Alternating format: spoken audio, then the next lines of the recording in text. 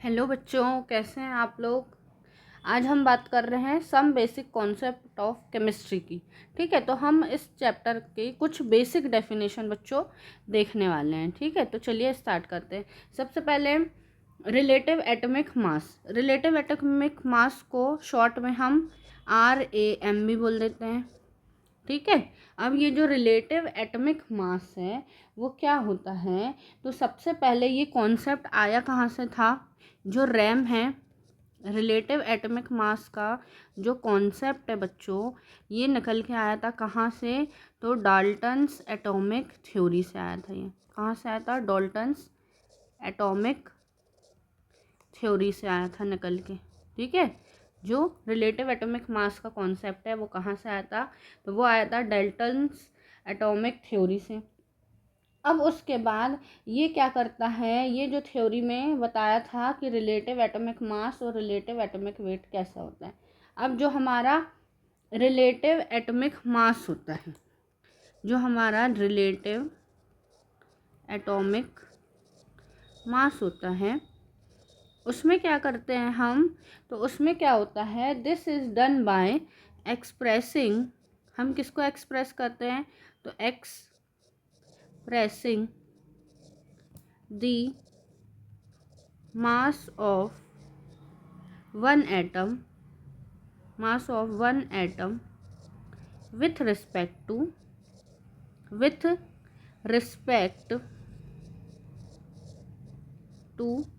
Fixed standard. एक fixed standard रहता है, उसके रिस्पेक्ट में हम क्या करते हैं, किसी भी एलिमेंट के वन एटम का हम मास क्या करते हैं, कैलकुलेट करते हैं, फाइंड करते हैं। तो रिलेटिव एटॉमिक मास क्या हो गया कि expressing the mass of one atom with respect to fixed standard. ठीक है, अब जो डाल्टन थे हमारे, ठीक है, जो साइंटिस्ट डाल्टन थे, उन्होंने स्टैंडर्ड में किसका यूज़ किया था, तो डाल्टन यूज्ड हाइड्रोजन। ठीक है, जो हाइड्रोजन होता है, हाइड्रोजन का आपको पता है H=1 होता है ना। इसका जो एटॉमिक मास या एटॉमिक वेट बोले वो भी 1 होता है, एटॉमिक नंबर भी 1 होता है। ठीक है, तो डाल्टन यूज्ड H=1। ठीक है, उसने एक स्टैंडर्ड को यूज़ किया था। उसके बाद लेटर, है ना, पहले डाल्टन ने किसका यूज़ कर दिया, हाइड्रोजन का यूज़ किया as the standard. After some time, कुछ टाइम बाद, ये जो हाइड्रोजन था, हाइड्रोजन फिर आफ्टर सम टाइम हाइड्रोजन जो है रिप्लेस हो गया था किससे बच्चों, हाइड्रोजन रिप्लेस बाय ऑक्सीजन। अब हाइड्रोजन जो है किससे रिप्लेस हो गया, ऑक्सीजन से रिप्लेस हो गया। ठीक है, तो ये बात समझ में आई। तो अगर हम इसका फॉर्मूला देखें, रैम का जो फॉर्मूला होता है, तो वो क्या हो जाता है, ऑन हाइड्रोजन स्केल। पहले हम हाइड्रोजन स्केल पे देखेंगे, ऑन हाइड्रोजन स्केल, है ना, जो रिलेटिव एटॉमिक मास है वो क्या हो जाएगा, तो वो हो जाएगा इज इक्वल टू किसके हो जाएगा, मास of one atom of the element, mass of one atom of an element upon, हमने स्टैंडर्ड क्या लिया था, मास of one atom of hydrogen. तो इस तरीके से हम क्या निकालते हैं, रैम निकालते हैं। ठीक है, ये किस पे था, हाइड्रोजन स्केल पे था। अब ऐसे ही हम क्या कर ले, हम बात कर ले किसकी, on oxygen scale. Oxygen scale पर क्या हो जाएगा, तो रैम इज इक्वल टू क्या हो जाएगा, मास of one atom of the of an element upon में किसके हो जाएगा, मास ऑफ किसका, मास of one atom of oxygen. अभी हमने क्या ले लिया है, रेफरेंस में स्टैंडर्ड क्या ले लिया, ऑक्सीजन ले लिया। मास of one atom of one oxygen atom, mass of one oxygen atom ले लो यहाँ पे, किसका मास हो गया, ऑक्सीजन एटम का। तो इस तरीके से हम क्या करते थे कि जो हमारा रिलेटिव एटॉमिक मास है वो फाइंड करते थे। उसके बाद क्या हुआ, और चेंजेस आया इन 1961। अब 1961 में क्या हुआ कि जो कार्बन 12 था, कार्बन 12 एटम को अब स्टैंडर्ड मानने लगे, किसमें, कार्बन 12 इज स्टैंडर्ड यूनिट, है ना। अब इंटरनेशनली मतलब पूरे वर्ल्ड में, वर्ल्ड वाइड क्या हुआ, अब कार्बन 12 एटम जो था, C12 एटम यहाँ पे लिख लो, नहीं तो शॉर्ट में अगर कंफ्यूजन क्रिएट हो, वैसे तो नहीं होगी, कि कार्बन 12 जो रहता था उसको क्या मानने लगे, इन 61 से carbon 12 atom is standard unit. अब कार्बन 12 को हम स्टैंडर्ड यूनिट में लेने लगे, ठीक है। तो अब रैम का फॉर्मूला क्या हो गया बच्चों, अब हो गया रैम का फॉर्मूला कि मास of one atom of an element, किसी भी एलिमेंट का अगर हमें क्या निकालना है, वन एटम का मास निकालना है, अपॉन में क्या हो जाएगा, 1/12 into mass of one C12 atom, carbon 12 atom का क्या होगा, मास लेना है, और वन कार्बन एटम का मास लेना है, और उसको क्या करना है, 1/12 से इंटू कर देना। तो इस तरीके से क्या हो जाएगा, हमारा रिलेटिव एटॉमिक मास फाइंड हो जाएगा, ठीक है। तो हमारा रिलेटिव एटॉमिक मास हो गया, ये समझ में आया। चलो नेक्स्ट आ जाते हैं हम किस में बच्चों, एटॉमिक मास यूनिट में। सेकंड क्या है, एटॉमिक मास यूनिट, ठीक है। सेकंड क्या है, एटॉमिक मास यूनिट, इसको हम क्या बोल देते हैं, AMU भी बोल देते हैं, एटॉमिक मास यूनिट, ठीक है। अब एटॉमिक मास यूनिट क्या होता है, तो atomic mass unit is equal to 1/12 mass of one atom of carbon 12 isotope. क्या हो जाता है, द एटॉमिक मास यूनिट, या फिर हम जिसको बोलते हैं AMU, इज इक्वल टू, किसके इक्वल टू होता है, 1/12 mass of one atom of carbon 12। Carbon 12 का वन मास जो है, मास of one atom of carbon 12 के 1/12 मास के इक्वल होता है, ठीक है। यहाँ ऊपर रैंप में देखो, आपने ये जो नीचे लिखा था ना डिनोमिनेटर में, 1/12 into mass of one carbon atom, तो यही बस ये इतनी सी वैल्यू क्या हो जाती है हमारी, याद रखना, ये इतनी सी वैल्यू किसके इक्वल हो जाती है, AMU के इक्वल हो जाती है, ठीक है। तो फॉर्मूला क्या हो जाएगा इसका, कि 1 AMU इज इक्वल टू किसके हो जाएगा, 1/12 into mass of one C12 atom, simple. 1 AMU किसके इक्वल हुआ, 1 AMU इक्वल हुआ 1/12 mass of one carbon 12 atom के। अब ये जो है AMU वो इक्विवेलेंट होगा, याद रखना, वो इक्विवेलेंट किसके होगा, मास of one nucleon in carbon 12 atom. अब न्यूक्लियन आपको पता है क्या होता है, न्यूक्लियन क्या होता है, जो न्यूक्लियस, जिससे न्यूक्लियस मिलके बना रहता है। तो न्यूक्लियस किससे मिलके बना रहता है, हमें पता है, प्रोटॉन और न्यूट्रॉन से मिलके हमारा न्यूक्लियस बनता है। किसी भी एटम का न्यूक्लियस कैसे बनता है, तो न्यूक्लियन, प्रोटॉन और न्यूक्लियन से।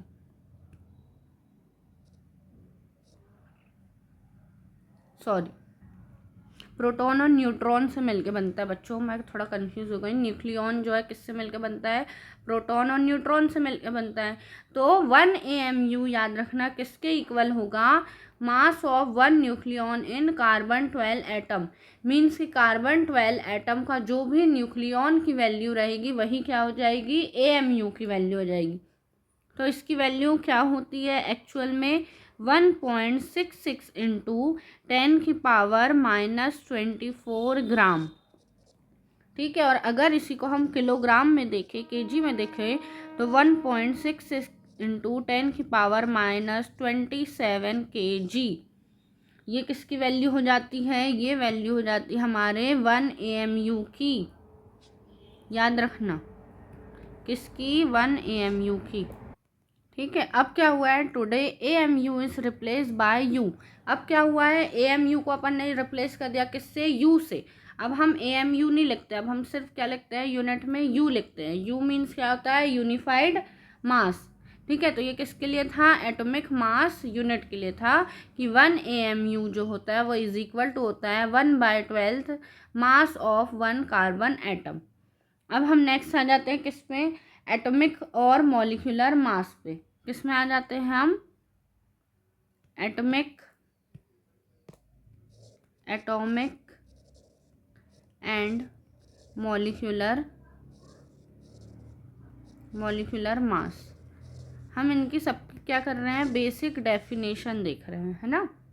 तो ये क्या होता है? एटॉमिक मास क्या होता है? It is the mass of 1 atom of substance.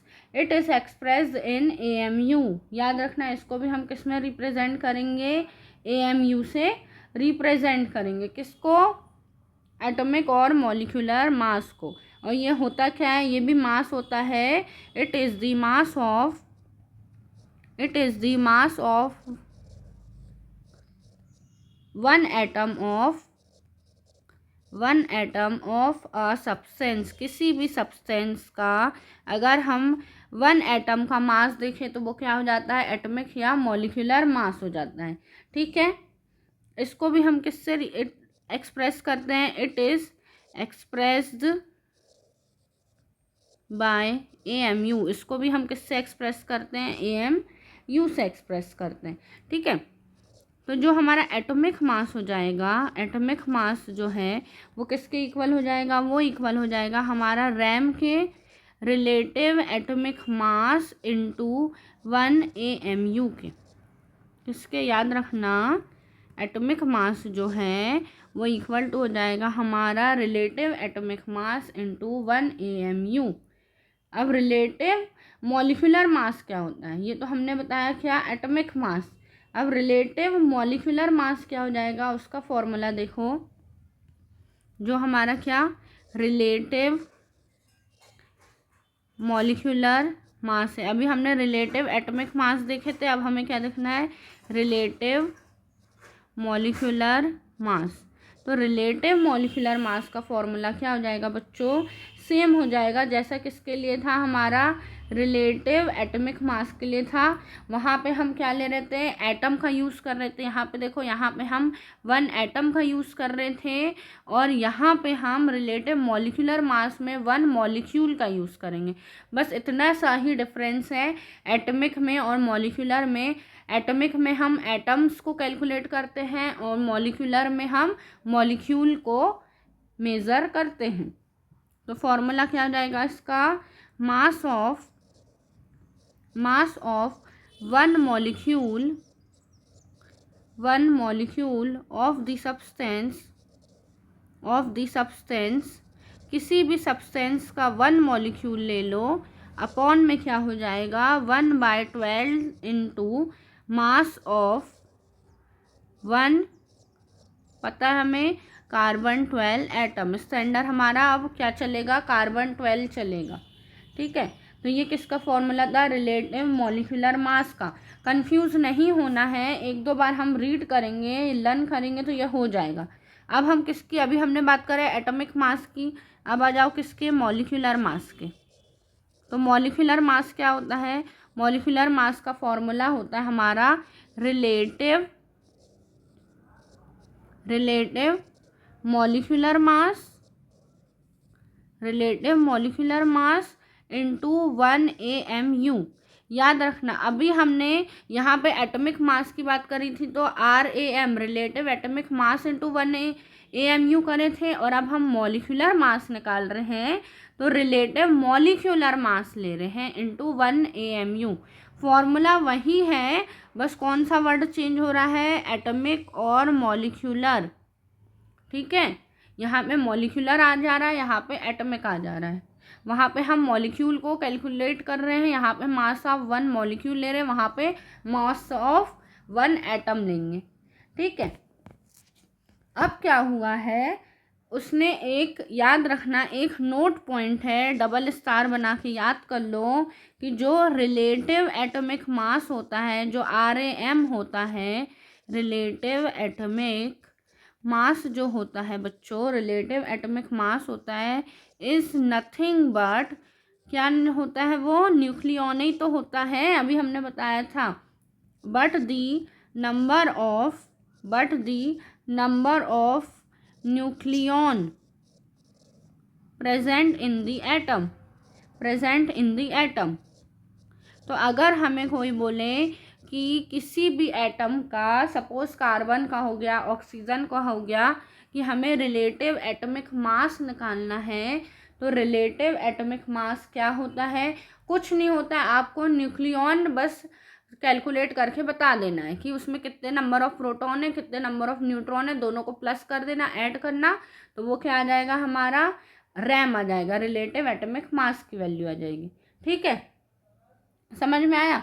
Next आ जाओ डेफिनेशन ग्राम एटॉमिक मास में। नेक्स्ट क्या है हमारा, ग्राम एटॉमिक मास। अब ग्राम एटॉमिक मास क्या होता है, तो कुछ नहीं, बहुत सिंपल है, जब हम एटॉमिक मास को ग्राम में रिप्रेजेंट करते हैं, ठीक है, जैसे यूनिट होती है ना ग्राम में, किलोग्राम में, तो जब हम ग्राम में एटॉमिक मास को कैलकुलेट करते हैं तब हम उसे क्या बोल देते हैं, ग्राम एटॉमिक मास। तो उसकी डेफिनेशन क्या हो जाएगी, the atomic mass of an element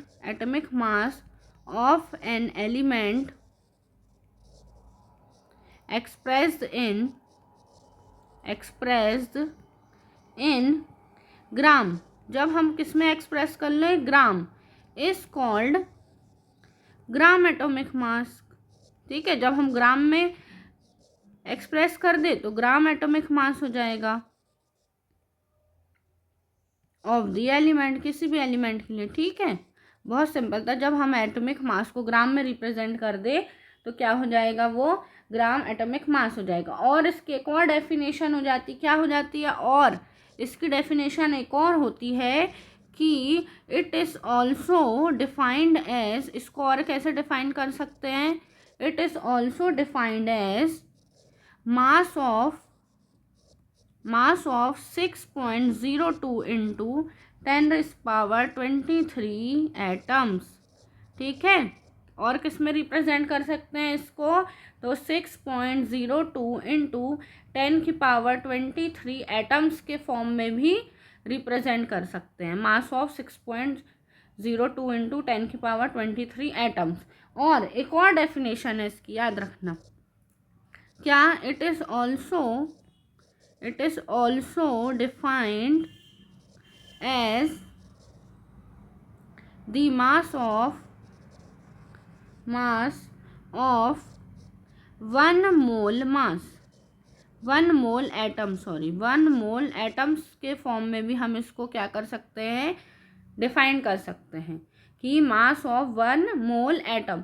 तो ग्राम एटॉमिक मास की क्या क्या डेफिनेशन हो गई, सबसे पहले एटॉमिक मास को जब हम ग्राम में क्या कर दे, एक्सप्रेस कर दे, तो ग्राम एटॉमिक मास होता है, या फिर हम उसको क्या बोल दें, मास ऑफ 6.02 इंटू 10⁻23 एटम्स के फॉर्म में डिफाइन कर सकते हैं, या फिर मास ऑफ 1 मोल एटम्स के फॉर्म में भी हम इसको क्या कर सकते हैं, डिफाइन कर सकते हैं।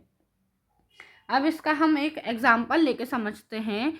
फॉर एग्जाम्पल, अगर हम एक इसका एग्जाम्पल ले लेते हैं, चलो किसका निकालना है, फॉर ऑक्सीजन एटम, ऑक्सीजन के लिए निकालना है, फॉर ऑक्सीजन एटम।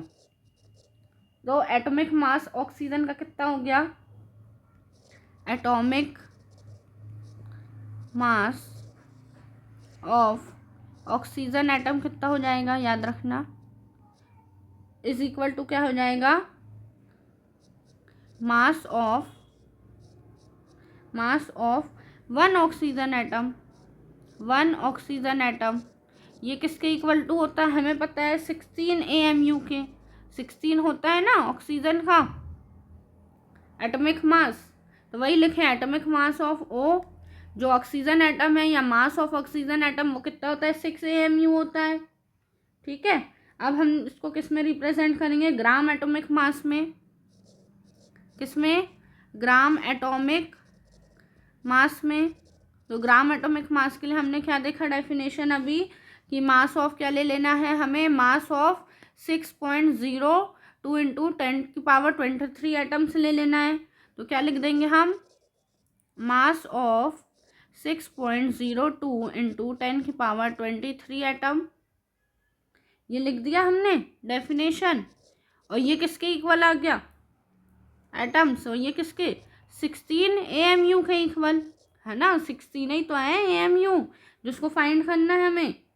तो वो क्या आ जाएगा, 16 AMU इंटू 6.02 इंटू 10⁻23, कितना, 16 AMU इंटू 6 इंटू 02 इंटू 10⁻23। अब याद रखना 16 है, ठीक है। अब AMU की याद रखना, यहाँ पे हमने 1 AMU की वैल्यू क्या बताए थे बच्चों, ये 1 AMU की वैल्यू क्या थी, 1.66 into 10⁻23 gram.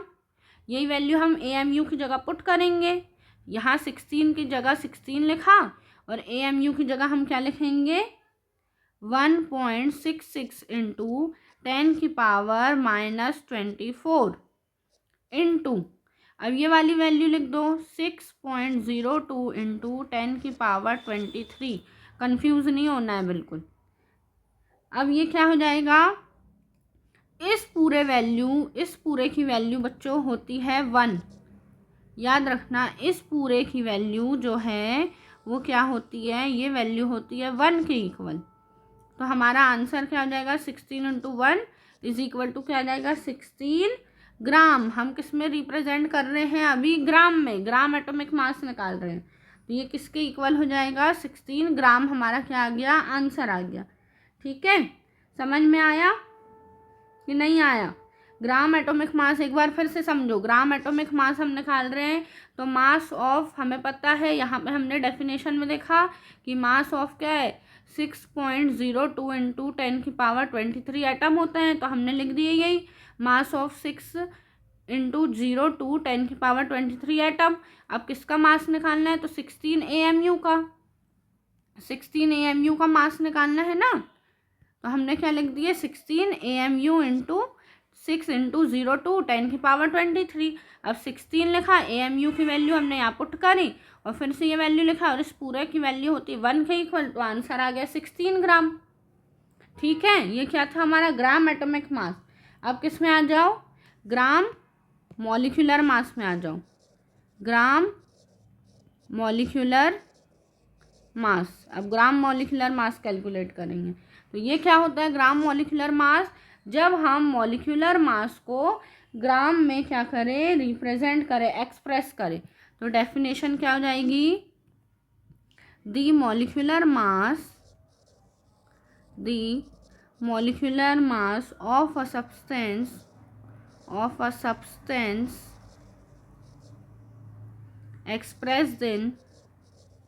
expressed in gram is called gram molecular mass। जब हम ग्राम में रिप्रेजेंट करने लग जाए, एक्सप्रेस करने लग जाए मॉलिक्यूलर मास को, तो उसे हम बोल देंगे ग्राम मॉलिक्यूलर मास। ठीक है, अब इसकी एक और क्या डेफिनेशन हो गई, और it is also defined as, और कैसे डिफाइन कर सकते हैं, it is also defined as mass of, किसका मास, 6.02 इंटू 10⁻23 मॉलिक्यूल्स इसके मॉलिक्यूल्स के इक्वल हो गया। ठीक है, अभी हमने यहाँ पे क्या देखा था, यहाँ पे क्या देखा था डेफिनेशन में 6.02 10⁻23 एटम्स। अब यहाँ पे हमने क्या देख लिया, मॉलिक्यूल्स, क्योंकि क्या निकाल रहे हैं, मॉलिक्यूलर मास। कंफ्यूज मत होना, डोंट बी अ कंफ्यूज। याद रखना, जब मॉलिक्यूलर मास पूछे तो मॉलिक्यूल्स लिखना है, जब एटॉमिक मास पूछे तो एटम्स लिखना है। और इसकी डेफिनेशन क्या हो जाएगी, it is also defined as, it is also defined as the mass of one mole molecules। One mole molecules को भी हम क्या बोल देते हैं, mass of one mole molecules भी ग्राम मॉलिक्यूलर मास हो जाता है।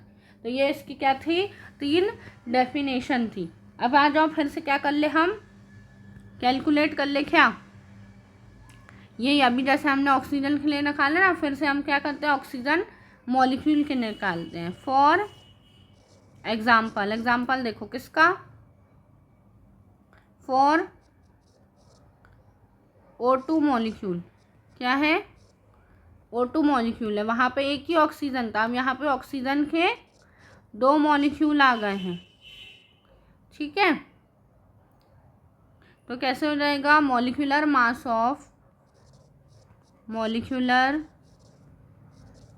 Of O2 molecule is equal to किसके हो जाएगा, मास ऑफ 1 O2 मॉलिक्यूल के, जो मॉलिक्यूलर मास है वो किसके इक्वल हो जाएगा, 1 O2 मॉलिक्यूल के।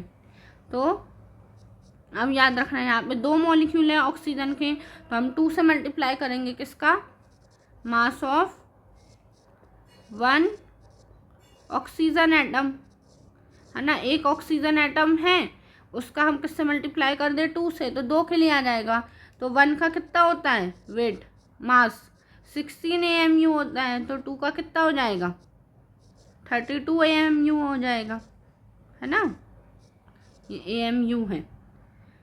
अब क्या निकालना हमें, ग्राम मॉलिक्यूलर मास निकालना है। ग्राम मॉलिक्यूलर मास क्या हो जाएगा, इज इक्वल टू होता है मास ऑफ क्या, 6.02 into 10⁻23 O2 molecule, O2 molecule. ठीक है, तो ये कितना हो गया, मास कितने का निकालना है, 32 AMU का निकालना है, इंटू क्या हो गया, 6.02 इंटू 10⁻23। अब 32 इंटू AMU की वैल्यू रख दो, 1.66 इंटू कितना होता है, 10⁻⁻24, है ना, और ग्राम में होती है ना वैल्यू, इंटू 6.02 इंटू 10⁻23।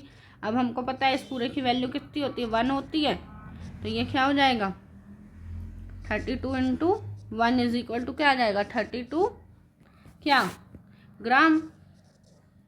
तो ये आ गया आंसर। ठीक है, तो इस तरीके से हम क्या करते हैं, ग्राम मॉलिक्यूलर मास निकालते। तो आज हमने क्या 4 कॉन्सेप्ट को समझा, डेफिनेशन। ठीक है, थैंक यू।